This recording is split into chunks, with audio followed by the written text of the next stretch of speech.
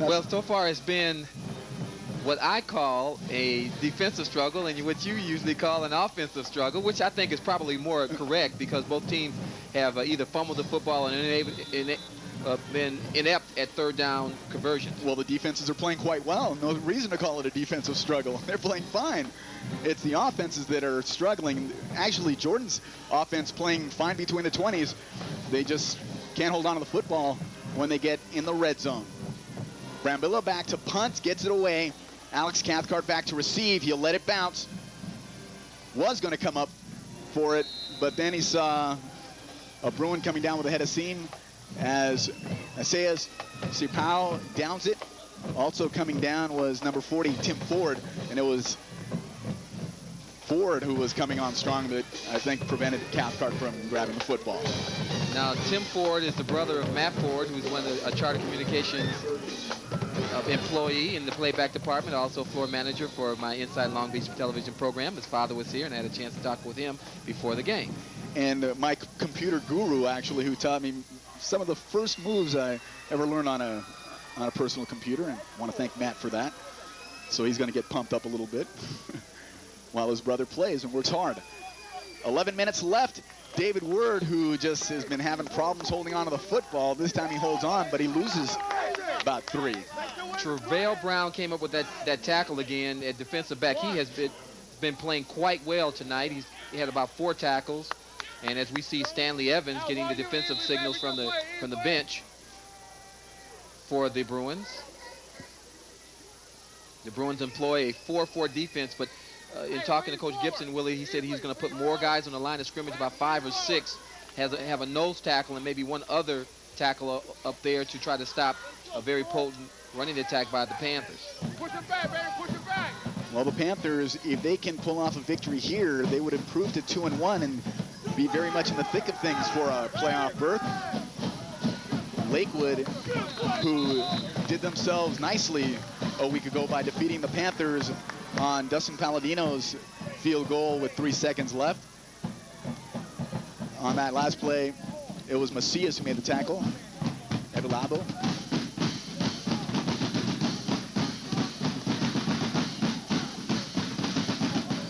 Evelabo. We're going to go with on the Macias. Nice tackle by the defensive back coming up at safety. We were talking about rosters. Typed wouldn't be bad. As it's a misdirection with Word getting the football on 3rd and 14. And he picks up roughly 8. Shouldn't be hard for the Bruins to defend a misdirection play, even though the Panthers use it judiciously because, of course, the Bruins use a lot of misdirection themselves. But at that time, they came up a little short, and they'll have to punt. So Travail Brown back to receive for the Bruins as I would imagine it's number 10. Jorge Mora, who's punting. All I see is a side of the number, or is that number 10? Yes, it's that would 10. Be Quande Portis. And it's a fake. Maybe that's why it wasn't Jorge Mora, but while the pass is complete to Ronald Akyong, it doesn't work for a first down. Well, the first gamble is by Mike Ono and the Panthers, and they roll snake eyes. It was a good long snap from center. It looked like he was going to punt the ball, but it was a design play. Now they have to go to the first down market, but he did not make it. He was slowed up, and then number 86, Danny Petrov, made the tackle. Well, they needed about 7, and they got only 5 on the play.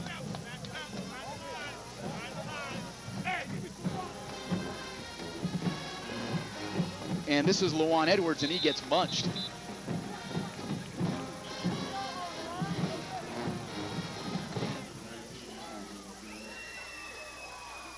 Matthew Jeter thought there was some extracurricular activity going on, and it was just teammates. A very important game tonight. A loss means Wilson will be out of the playoff picture. A loss for Jordan means that any possibility or share of the Moore League Championship will be out of the window, and even a playoff spot will be in jeopardy. No doubt this is a much more critical game for the Bruins, who are still looking for their initial win in Moore League play. and they've already lost to Lakewood, which they lost by 1 point, and then blew a lead against Milliken last week. So they've already lost to 2 of the other Long Beach schools. They're playing Jordan tonight and still have a matchup with Pauley. Pass intended for... Broken up by Will Warren, defensive back for the Wilson Bruins. And it was intended, I didn't get the number of that. Actually, it was intended for Warren. I'm sorry, yes, it was intended for Will Warren. And that'll bring up 3rd down. That is for Wilson, their 2nd incomplete in a row. They completed their first pass, 0 for the last 2. Clock stopped, 7:59 left in this first half. I'm Willie Padilla, along with me, Errol Parker, Eddie Van Geist, the rest of our Charter Communications sports team. Lowan Edwards in motion, battle, rolling, and he got it in the hands of Isaiah Sipao, and that was, talk about throwing a pass in traffic. He had 2 eligible receivers right there, ended up in Sipao's hands, and he gets close to a first down, but not quite enough. And he ran a couple of yards back before he got himself going in the right direction. But I think he was a little shy of the first down. Not pretty, but nevertheless effective. And timeout on the field called by the Bruins, as this is their first drive of any substance. We'll take a break with 7:23 left in the second quarter. Back with more in a moment.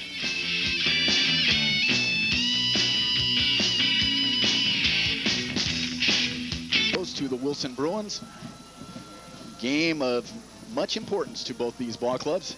If their goal was to make it to the CIF playoffs, well then it's all on the line. Despite the 1-7 record by the Bruins, Coach Greg Gibson said his team has not quit all year. They played all the way from whistle to gun, and that's encouraging. Plus their JV team is 3-0. Edwards in motion as Battle runs the option, and he's in trouble. He goes down. He only needed a couple for a first down. It'll depend on the mark. And this is where it gets into that John Madden right foot, left foot thing. And the way the Bruins are coming off the field, it appears to be short. Battle's run, not good enough. Well, neither team has been able to generate much offense, at least to get into the red zone tonight. So it's been a struggle to make this a high-scoring affair. I don't think we're headed that way. It doesn't look like it, but last week the Panthers had a couple of big plays to keep themselves in the ball game, but not tonight.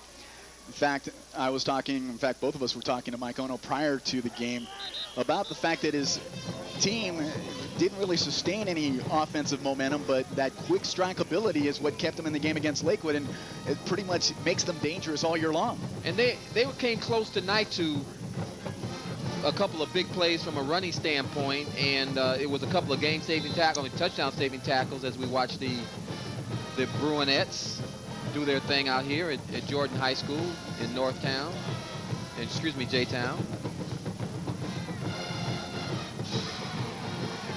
Second down and 12 as Smith loses a couple on his last carry. He's got David Word in the backfield, 2 receivers split out to the near side, 2 to the far side. No time. Smith able to avoid the rush, but can he get rid of the football?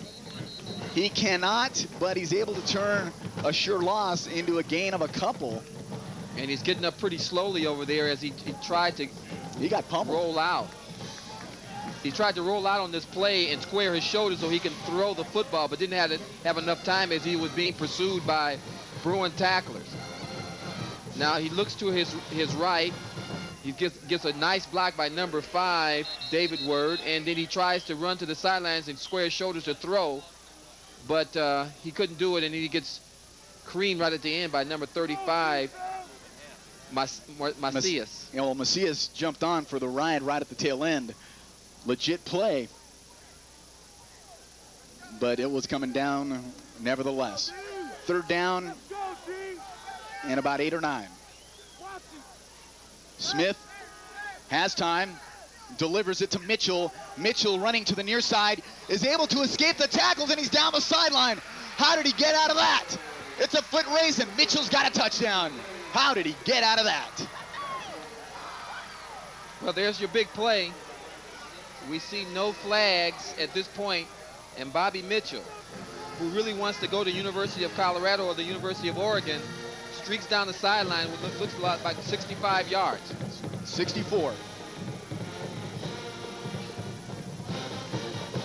Well, this is the quick strike, big play offense that the Jordan Panthers have demonstrated throughout this season. And we saw a couple of those plays last week, and we were just talking about that a minute ago, Willie. And as if we were clairvoyant, Bobby Mitchell strikes. Kick is up by Jorge Mora, and it is good. 7-0 on the 64-yard touchdown pass from Smith to Mitchell. And how he got out of this mess, I have no idea. It looked like he was going to get wrapped up right around the first down marker. Right here. Keystone Cops. Sure did. They hit each other and allowed this speedy back, who's been playing 4 years on the Panther football team, to run 64 yards for a touchdown after a short pass. No juke, no jive. It was amazing. 7-zip, Jordan. Brown, who has it, and down he goes right at the 20. Bobby Mitchell, who just scored that touchdown for Jordan. Coach Massey of the basketball team comes over and tells us he's listed at 5'7". He's closer to 5'4". Who would know but the basketball coach? Yes. It'll be 1st and 10 for the Bruins. That was an amazing play as two players converged on Mitchell. And Mitchell, with no sleight of hand or sleight of movement, saw the two would-be tacklers take each other out. And that was what we were talking about earlier with the Jordan Panthers and their quick strike ability. Again, not a sustained drive, but that quick strike ability makes them dangerous. Timeout on the field. We'll take a break. 5:43 showing on the clock. 7-zip Jordan.